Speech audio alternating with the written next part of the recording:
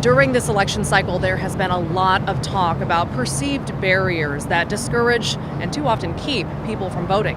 None greater, perhaps, than not having a home or a home address that officials can send your ballot to. So, that in mind, advocates who work with Portland's homeless have a message that they're practically screaming. If you want to see change, you've got to voice your opinion.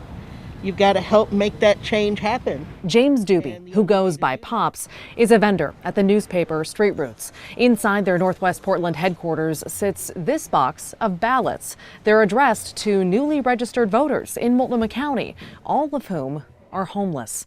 Doobie helped sign people up earlier this month.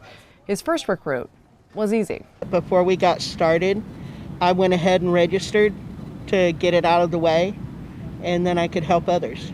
Help others via a first-of-its-kind voter registration drive coordinated by Street Roots. Raven Drake ran it. She says the biggest hurdle was clearing a key piece of misinformation. Too many people in the houseless community are under the impression that because of their status, they don't have that right. And we want to educate them that it is actually the complete opposite. You have the right, and you should exercise the right. Another hurdle, explaining where ballots can go. Nonprofits play a key role. If you do not have a physical address, there are many places where you can go and they will allow you to use their address. Street Roots is one of them. That same information is also being pushed by the Joint Office of Homeless Services, who sent out this email earlier this month encouraging people without a permanent address to register and vote.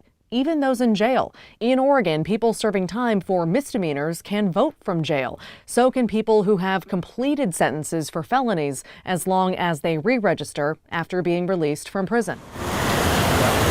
In the end, Street Roots registered 125 homeless people to vote in next week's election. Most have picked up their ballots. Staff plan to hand deliver the rest, roughly 30 in this box, this week. They say it's never been more important for those on our streets to have a voice. The homeless population has exploded since this pandemic began. Little things like the cigarette tax, that can be a big impact on some people. You know, and all the different measures, you really got to think, are they going to benefit people, or is it going to make life harder? Maggie Vespa, KGW News.